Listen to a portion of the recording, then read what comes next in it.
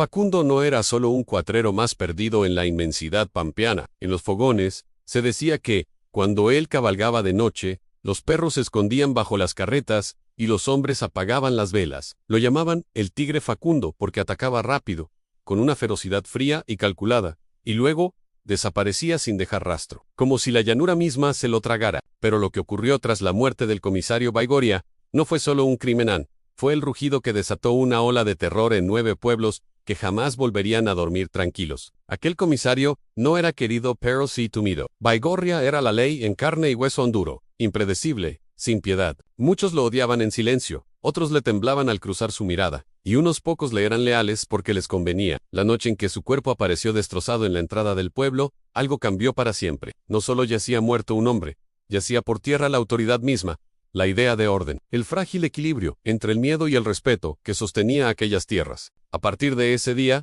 los caminos se llenaron de rumores. Se decía que Facundo había prometido vengarse de todo aquel que hubiera colaborado con Baigorria, que su lista de nombres era larga y que no tenía prisa. Las madres apuraban a los hijos a entrar en casa antes del anochecer. Los comerciantes cerraban sus puertas temprano, y en las pulperías se hablaba en susurros, mirando de reojo la ventana. 9 pueblos, separados por leguas de campo y silencio, comenzaron a sentir la misma sombra sobre sus techos de chapa y adobe. Lo más inquietante no era lo que se sabía, sino lo que nadie podía explicar.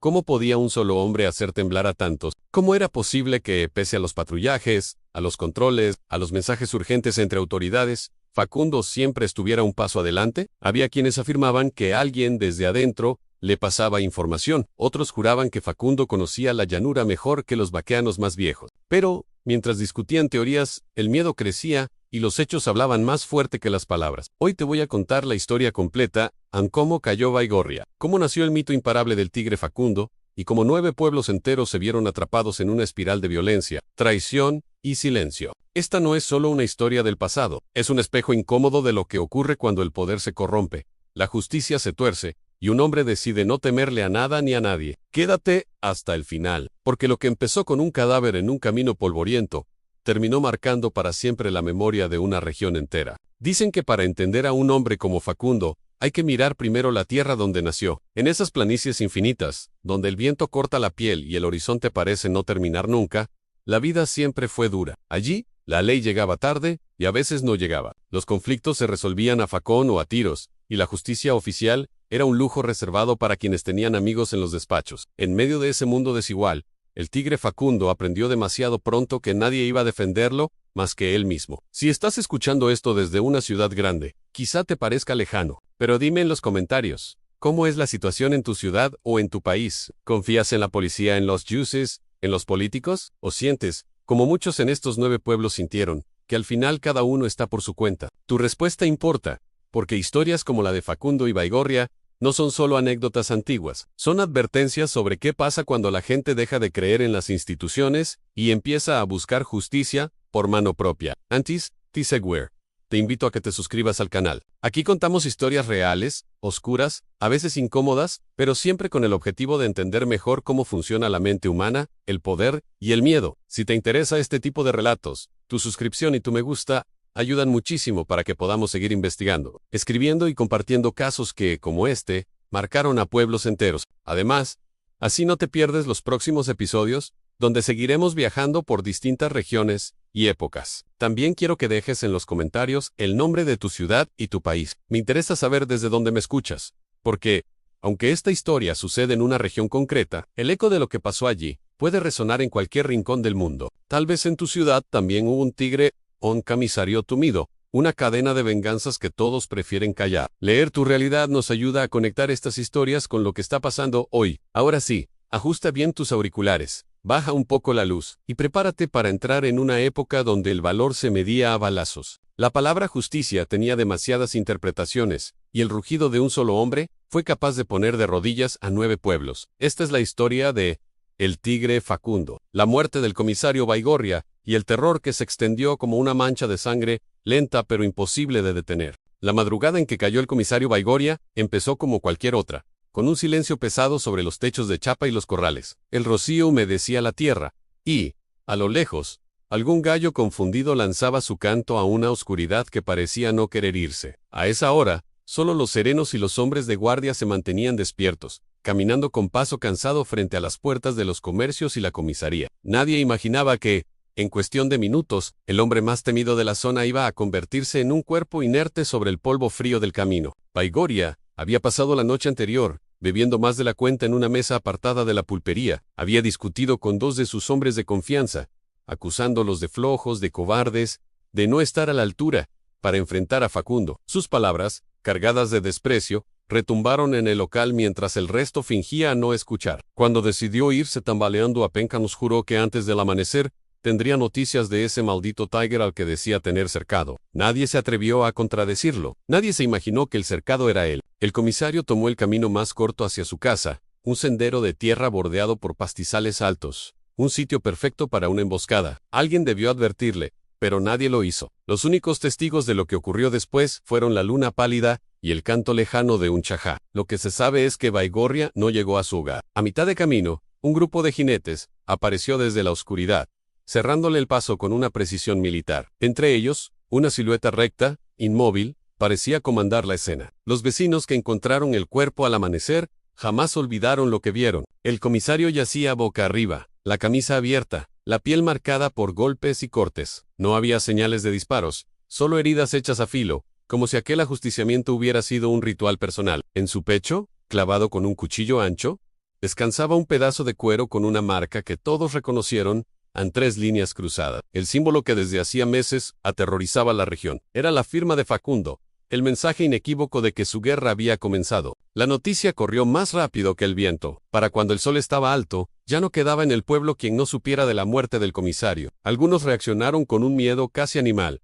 encerrándose en sus casas y echando la ve, como si Facundo fuera a golpear sus puertas en cualquier momento. Otros, en cambio, sintieron un alivio oscuro, difícil de admitir en voz alta. Baigorria había humillado, golpeado y extorsionado a demasiada gente. Para ellos, su muerte no era una tragedia, sino una especie de equilibrio brutal. En la comisaría, el caos era total. Los uniformados iban y venían sin saber a quién rendir cuentas ahora. La cadena de mando se había quebrado de golpe. Nadie quería asumir el lugar de un hombre que había sido cazado como un animal. Entre los papeles revueltos, las armas desordenadas y las miradas esquivas, alguien se atrevió a decir en voz baja lo que muchos pensaban: si agarraron a Baigorria así, ¿qué queda para nosotros? El silencio que siguió a esa frase fue más elocuente que cualquier discurso. Esa misma tarde, comenzaron a escucharse nombres. Fue Facundo, seguro, lo vieron por la zona hace días. Dicen que juró que Baigorria no llegaba a viejo. Los rumores se mezclaban con las versiones oficiales, que apenas existían. Nadie había visto nada, al menos nada que estuviera dispuesto a declarar. La gente sabía que meterse en medio de un conflicto entre el tigre y la autoridad era pedir una bala o un tajo en la noche. Así, el caso quedó, desde el primer momento, envuelto en un espeso manto de silencio. Lo más inquietante fue la rapidez con que ese silencio se extendió a los otros pueblos. Apenas la noticia llegó a las localidades vecinas, los pulperos, los estancieros y los alcaldes improvisados empezaron a hacer cuentas mentales. ¿Habían colaborado alguna vez con Baigorria? ¿Habían entregado a alguien a sus manos? ¿Habían denunciado a un caballo robado, a un peón sospechoso, a un vecino conflictivo? Cada gesto del pasado, por más pequeño que fuera, de pronto adquiría un peso enorme. Porque, si los rumores eran ciertos, Facundo no se detendría con el comisario. En esos primeros días tras la muerte de Baigorria, la región entera pareció contener la respiración. No hubo velorio público, no hubo grandes discursos, solo un entierro rápido, casi vergonzoso, con más curiosos que dolientes. El hombre que había hecho temblar a tantos fue despedido con prisas,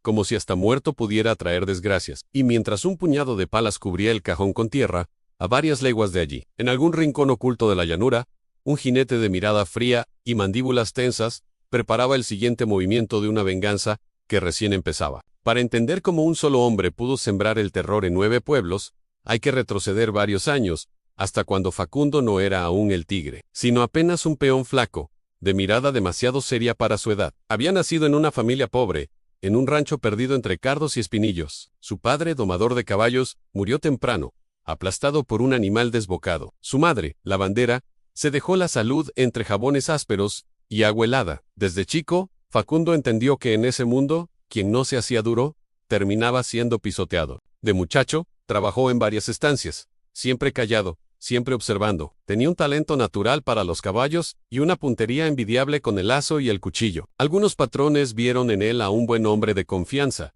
Pero el carácter de Facundo no era dócil. No soportaba las injusticias, y mucho menos las humillaciones. Más de una vez se ganó problemas por defender a algún compañero castigado sin razón, y cada pelea lo fue alejando de los hombres poderosos y acercando a los que vivían al margen de la ley. Fue en esos años cuando el nombre del comisario Baigorria empezó a cruzarse con el suyo. El comisario, respaldado por caudillos y políticos de la zona, se había convertido en la mano dura del orden. No dudaba en organizar redadas violentas, encarcelar sin pruebas, o apretar a cualquiera que no se inclinara a su autoridad. Una noche, en una de esas redadas, los hombres de Baigorria irrumpieron en el rancho donde vivía la madre de Facundo, acusando a su hermano menor de esconder animales robados. No encontraron nada, pero el muchacho terminó igual en el calabozo. Facundo intentó hablar con Baigorria, le ofreció presentarse, responder, aclarar la situación. El comisario lo recibió con una sonrisa fría y unos ojos vacíos. Le dejó claro que no le importaba la verdad, solo le importaba mostrar poder. El hermano de Facundo fue golpeado, obligado a confesar un robo que no había cometido, y luego enviado lejos, a trabajos forzados. Nadie volvió a verlo. Esa noche, según contarían después algunos testigos, los ojos de Facundo cambiaron. Dejó de ser un peón que buscaba sobrevivir, y se convirtió en un hombre que había hecho una promesa silenciosa. Con el tiempo, Facundo se alejó de los trabajos formales, y se fue rodeando de gente como él, hombres expulsados del sistema, perseguidos por la ley, hartos de abusos. No eran santos, ni pretendían serlo, pero tenían en común un rencor profundo hacia las autoridades y, en especial, hacia Baigorria. Empezaron robando caballos para sobrevivir, luego carretas de mercancía, hasta que sus golpes se volvieron más audaces y selectivos. No atacaban al azar, apuntaban a quienes colaboraban con el comisario, a sus aliados, a aquellos que se beneficiaban de su poder. Así fue como nació el apodo de El Tigre. A diferencia de otros ladrones, Facundo planeaba sus golpes con precisión. Estudiaba los caminos, los horarios, las costumbres de sus objetivos. Atacaba rápido, sin dar tiempo a reaccionar, y desaparecía como si se deshiciera en el aire. Sus víctimas decían que apenas podían recordar su rostro, pero que jamás olvidaban sus ojos tan fríos, intensos, sin rabia descontrolada, sino con una calma que helaba la sangre. No era un loco. Era un hombre que sabía exactamente lo que hacía. Cada acción de Facundo fue socavando la autoridad de Baigorria. La gente empezó a murmurar que el comisario ya no tenía el control, que había alguien allá afuera capaz de desafiarlo y ganarle terreno. En los fogones, el nombre del Tigre se mezclaba con un extraño respeto. Algunos lo veían como un bandido más. Otros empezaron a verlo como una especie de vengador torcido. Lo cierto es que cuanto más crecía su fama, más obsesionado se volvía Baigorria con atraparlo y mostrar su cabeza como trofeo. Esa obsesión convirtió el conflicto en algo personal. Baigorria no buscaba solo restablecer el orden, buscaba aplastar a un hombre que lo había desafiado públicamente. Organizó emboscadas, persiguió a inocentes, usando el nombre de Facundo como excusa. Quemó ranchos enteros bajo la sospecha de que allí se escondía el Tigre. Cada exceso del comisario alimentaba el odio contra él, y, paradójicamente, multiplicaba los simpatizantes de Facundo. Los 9 pueblos vivían en medio de esa tensión entre un comisario que se creía intocable y un forajido que había jurado demostrarle lo contrario. La rivalidad entre ambos se convirtió en el tema central de las conversaciones. Era imposible hablar de uno sin mencionar al otro. Se volvieron dos caras de una misma moneda trágica.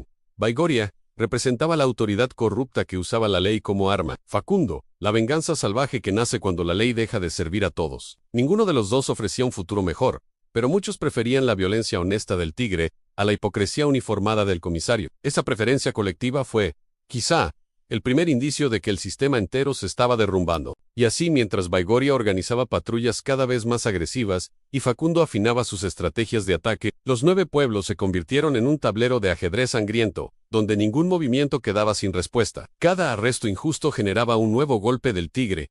Cada golpe del Tigre provocaba una represalia más dura del comisario. La espiral de violencia parecía no tener fin, hasta que una de las piezas finalmente cayó del tablero aquella madrugada fría, con un cuchillo clavado en el pecho y una marca de 3 líneas cruzadas, mirando al cielo. Aunque la muerte de Baigorria fue el golpe más ruidoso de Facundo, no fue el único que estremeció a los 9 pueblos. Tras aquel amanecer sangriento, una serie de hechos extraños y violentos comenzó a recorrer la región, como una ola que avanzaba pueblo por pueblo. No siempre había muertos, pero siempre quedaba un mensaje claro.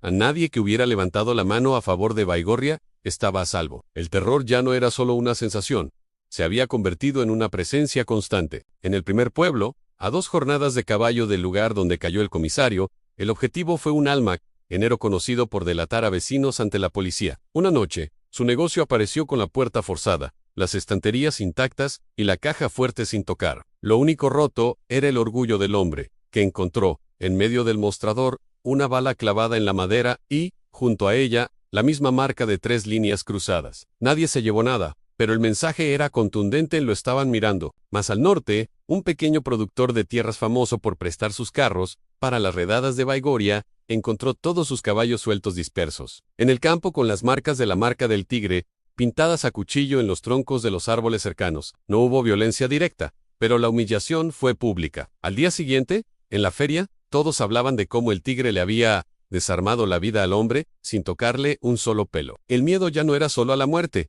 sino a la vergüenza. En otro de los pueblos, la cosa fue más grave. Un excabo de la comisaría, que se había retirado alegando enfermedad, pero que había participado en incontables abusos bajo las órdenes de Baigorria, desapareció una tarde de domingo. Su caballo regresó solo, con el sudor pegado al lomo y los ojos desorbitados. Una semana después, el cuerpo del excabo apareció en un zanjón, sin señales de robo, pero con el mismo símbolo marcado con hierro caliente en el pecho. Nadie dudó de quién estaba detrás, aunque nadie lo nombró en voz alta. Lo más perturbador era la precisión con que Facundo elegía a sus blancos. Nunca atacaba a cualquiera, nunca se confundía de objetivo. Siempre eran personas que, de una forma u otra, habían tenido poder bajo la sombra de Baigorria, informantes, prestamistas sin escrúpulos, matones a sueldo, funcionarios corruptos. En los 9 pueblos, cada cual empezó a repasar mentalmente sus propios actos, preguntándose si alguna vez había cruzado una línea que ahora pudiera costarle caro. La paranoia se instaló como un huésped permanente. Con cada nuevo episodio,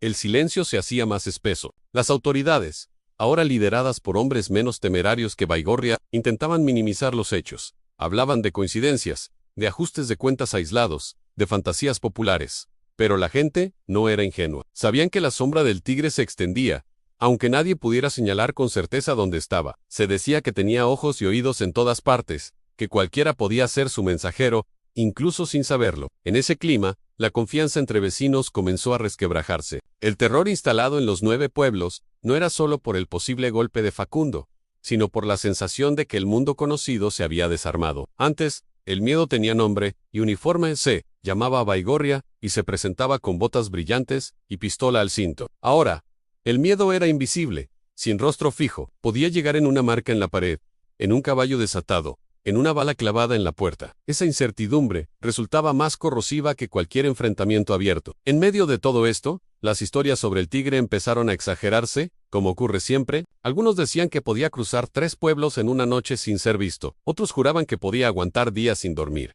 montado en su caballo, siguiendo de cerca a sus enemigos. Incluso se tejieron leyendas más oscuras, aunque no le temía a la muerte, porque ya la había mirado de frente demasiadas veces, que hacía pactos con fuerzas que nadie entendía. Cuanto más se deformaba su imagen, más grande crecía el mito que lo rodeaba. Pero detrás del mito había un hombre real, cansado y metódico, que sabía que no podía sostener aquella guerra para siempre. Cada movimiento calculado, cada golpe preciso en los 9 pueblos, tenía un costo para él y para los pocos que lo acompañaban. Sin embargo, Facundo había cruzado una línea de la que no se podía volver. Había asesinado al comisario más temido de la región, había desafiado a todo un sistema, y ahora su nombre ya no era suyo, pertenecía al miedo colectivo. Y el miedo, una vez desatado, no se deja encerrar tan fácilmente. Las familias se dividieron. Algunos defendían en secreto a Facundo, veían en él una especie de justicia poética. Otros lo consideraban un criminal que solo había empeorado las cosas.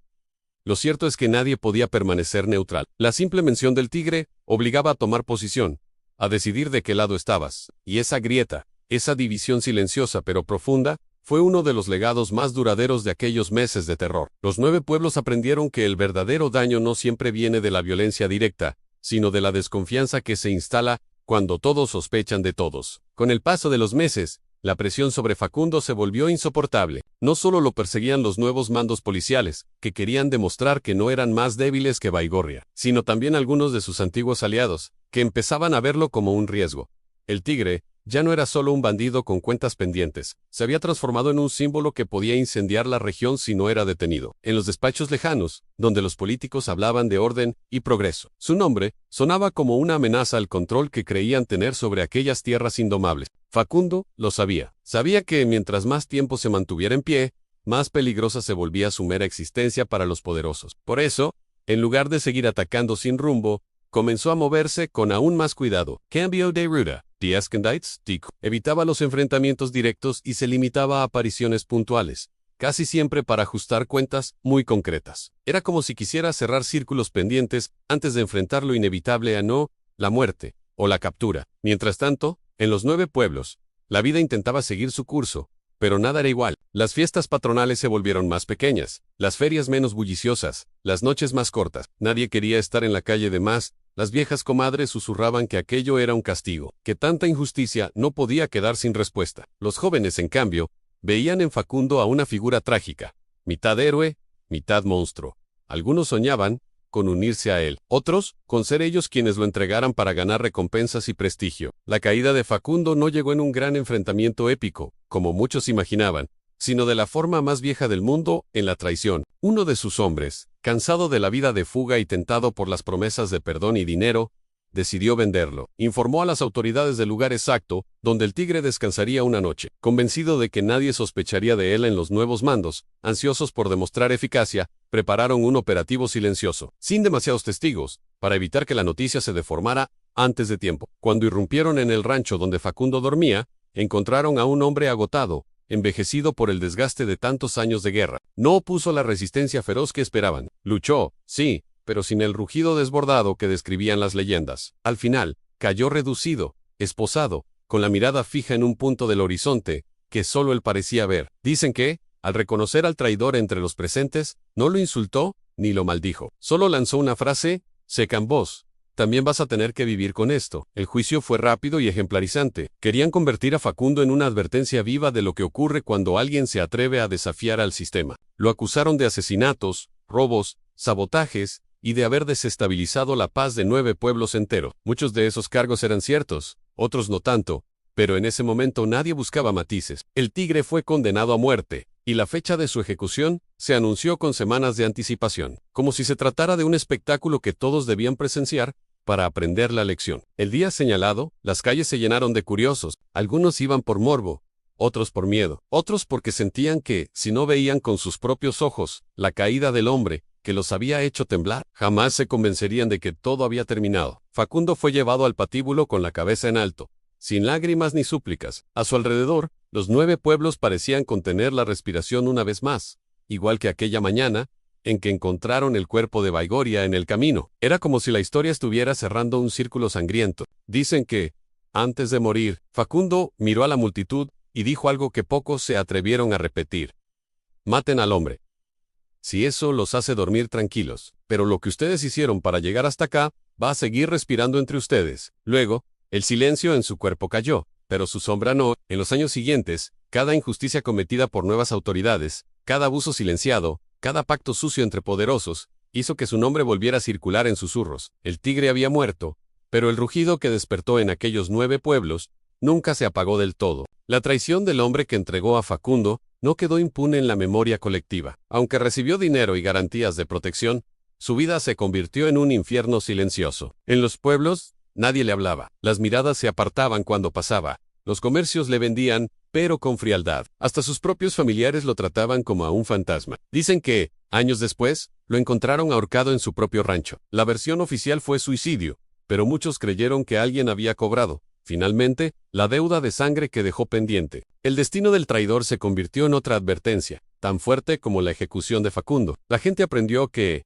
en aquellas tierras, ciertas lealtades eran más fuertes que el miedo a la autoridad, que romperlas tenía un costo que ni el dinero ni las promesas oficiales podían borrar, y que a veces, las peores condenas no vienen de los tribunales, sino del rechazo cotidiano de quienes alguna vez te conocieron como un igual. Y así, lo que empezó como una venganza personal contra un comisario corrupto, se convirtió en una leyenda que aún hoy incomoda, porque obliga a hacerse preguntas difíciles. ¿Qué pasa cuando la ley deja de proteger a los débiles y se pone al servicio de unos pocos? ¿Qué clase de monstruos nacen en esas tierras donde la justicia es un disfraz que se pone y se quita según convenga? Los 9 pueblos aprendieron que el verdadero terror no estaba solo en un hombre como Facundo, sino en el sistema que lo hizo posible. Después de la muerte del tigre, las autoridades intentaron volver a la normalidad. Nombraron nuevos comisarios, reforzaron patrullas, prometieron mano dura contra el bandolerismo, pero algo había cambiado irreversiblemente. La gente ya no miraba los uniformes con el mismo respeto ciego de antes. Sabían,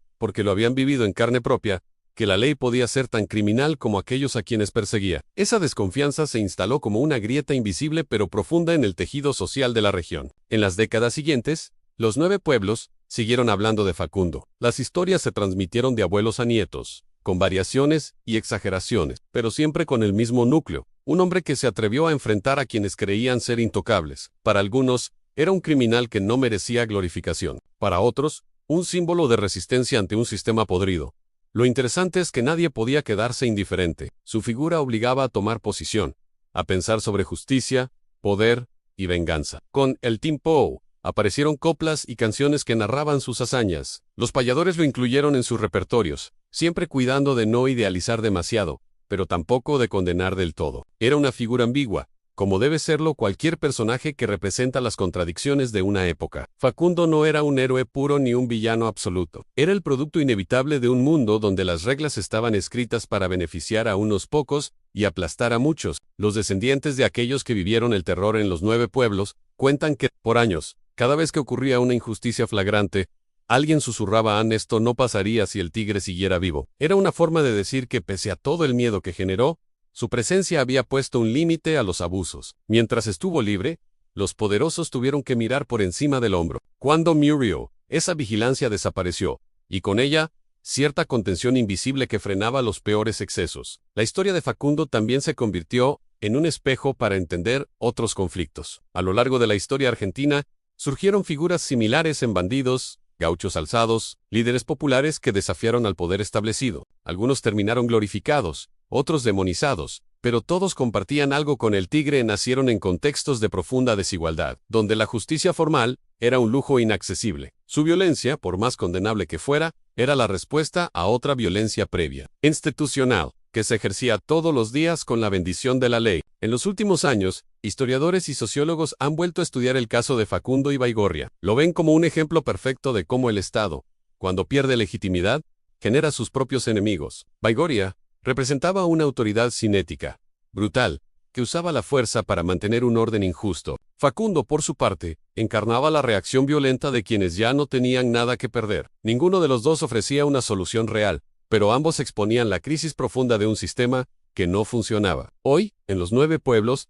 todavía hay quienes recuerdan dónde cayó Baigorria, dónde fue capturado Facundo, qué casas fueron marcadas con las 3 líneas cruzadas. Esos lugares se convirtieron en parte de la memoria local. Sitios que se señalan con una mezcla de respeto y temor. No son monumentos oficiales, no hay placas ni estatuas, pero están en la memoria oral, transmitidos en conversaciones privadas, en las sobremesas donde se habla del pasado para entender el presente. La lección más dura que dejó aquella época es que la violencia nunca resuelve los problemas de fondo. Facundo eliminó a Baigorria, pero eso no cambió las estructuras que permitieron que existiera un Baigorria. Después de él vinieron otros comisarios, otros abusos, otras víctimas. El rugido del tigre fue poderoso, pero efímero. Lo que perduró fue la pregunta incómoda que dejó en el aire: ¿cuándo va a llegar el día en que la justicia funcione para todos? Y no solo para quienes tienen poder, dinero o contactos. Los 9 pueblos siguen esperando esa respuesta, y mientras la esperan, la historia de Facundo Quiroga y el comisario Baigorria sigue resonando, no como una anécdota del pasado, sino como una advertencia vigente sobre lo que ocurre cuando las instituciones fallan